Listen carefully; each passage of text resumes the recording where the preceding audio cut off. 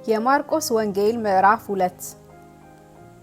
ከጥቂት ቀን በኋላ ወደ ቅፍርናሆም ደግሞ ገብቶ በቤት እንደሆነ ተሰማ።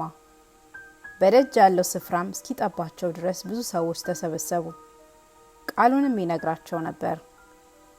4 ሰዎችም የተሸከሙትን ሽባ አመጡለት። ስለ ሕዝቡም ብዛት ወደ እርሱ ማቅረብ ቢያቅታቸው እርሱ ያለበትን የቤቱን ጣራ አነሱ። ነድለውም ሽባውን የተኛበትን አልጋ አወረዱ። ኢየሱስም እምነታቸውን አይቶ ሽባውን አንተ ልጅ ኃጢአትህ ተሰረየችልህ አለው።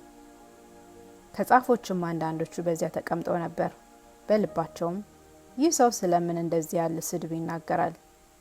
ከአንዱ ከእግዚአብሔር በቀር ኃጢአት ሊያስተሰርይ ማን ይችላል? ብለው አሰቡ። ወዲያውም ኢየሱስ በልባቸው እንዲህ እንዳሰቡ በመንፈሱ አውቆ እንዲህ አላቸው፣ በልባችሁ ይህን ስለምን ታስባላችሁ? ሽባውን ኃጢአትህ ተሰረየችልህ ከማለት ወይስ ተነሳ አልጋህንም ተሸከምና ሂድ ከማለት ማናቸው ይቀላል? ነገር ግን ለሰው ልጅ በምድር ላይ ኃጢአትን ሊያስተሰርይ ስልጣን እንዳለው እንድታውቁ ሽባውን አንተ እልሃለሁ ተነሳ አልጋህንም ተሸክምና ወደ ቤትህ ሂድ አለው። ተነስቶም ወዲያው አልጋውን ተሸክሞ በሁሉ ፊት ወጣ። ስለዚህም ሰዎች ሁሉ ተገረሙና እንዲህ አለ ከቶ አላየንም ብለው እግዚአብሔርን አከበሩ። ደግሞም በባህር አጠገብ ወጣ። ሕዝቡም ሁሉ ወደ እርሱ መጡና አስተማራቸው። ሲያልፍም በመቅረጫው ተቀምጦ የነበረውን የእልፌዎስን ልጅ ሌዊን አየና ተከተለኝ አለው። ተነስቶም ተከተለው።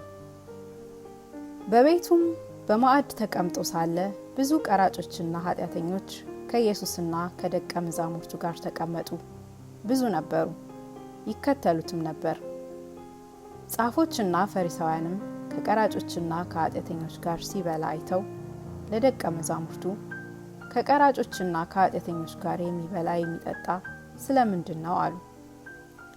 ኢየሱስም ሰምቶ ሕመምተኞች እንጂ ብርቱዎች ባለመድኃኒት አያስፈልጋቸውም፣ ኃጢአተኞችን እንጂ ጻድቃንን ልጠራ አልመጣሁም አላቸው። የዮሐንስ ደቀ መዛሙርትና ፈሪሳውያን ይጦሙ ነበር። መጥተውም የዮሐንስና የፈሪሳውያን ደቀ መዛሙርት የሚጦሙት ያንተ ደቀ መዛሙርት ግን የማይጦሙት ስለምንድን ነው አሉት። ኢየሱስም አላቸው፣ ሙሽራው ከነርሱ ጋር ሳለ ሚዜዎች ሊጦሙ ይችላሉን? ሙሽራው ከነርሱ ጋር ሳለ ሊጦሙ አይችሉም። ነገር ግን ሙሽራው ከነርሱ የሚወሰድበት ወራት ይመጣል፣ በዚያ ወራትም ይጦማሉ። ባረጀ ልብስ አዲስ እራፊ የሚጥፍ የለም። ቢደረግ ግን አዲሱ መጣፊያ አሮጌውን ይቦጭቀዋል፣ መቀደዱም የባሰ ይሆናል። ባረጀ አቅሟዳም አዲስ የወይን ጠጅ የሚያኖር የለም። ቢደረግ ግን የወይን ጠጁ አቅሟዳውን ያፈነዳል፣ የወይኑም ጠጅ ይፈሳል፣ አቅሟዳውም ይጠፋል። አዲሱን የወይን ጠጅ ግን በአዲስ አቁማዳ ያኖራሉ። በሰንበትም በእርሻ መካከል ሲያልፍ ደቀ መዛሙርቱ እየሄዱ እሸት ይቀጥፉ ጀመር። ፈሪሳውያንም እነሆ በሰንበት ያልተፈቀደውን ስለምን ያደርጋሉ አሉት። እርሱም ዳዊት ባስፈለገውና በተራበ ጊዜ እርሱ አብረውት ከነበሩት ጋር ያደረገውን አብያተር ሊቀ ካህናት በነበረ ጊዜ ወደ እግዚአብሔር ቤት እንደገባ ከካህናት በቀር መበላቱ ያልተፈቀደውን የመስዋዕቱን እንጀራ እንደበላ ከእርሱም ጋር ለነበሩት እንደሰጣቸው ከቶ አላነበባችሁምን? አላቸው። ደግሞ ሰንበት ስለ ሰው ተፈጥሯል እንጂ ሰው ስለ ሰንበት አልተፈጠረም። እንዲሁም የሰው ልጅ ለሰንበት እንኳን ጌታዋ ነው አላቸው።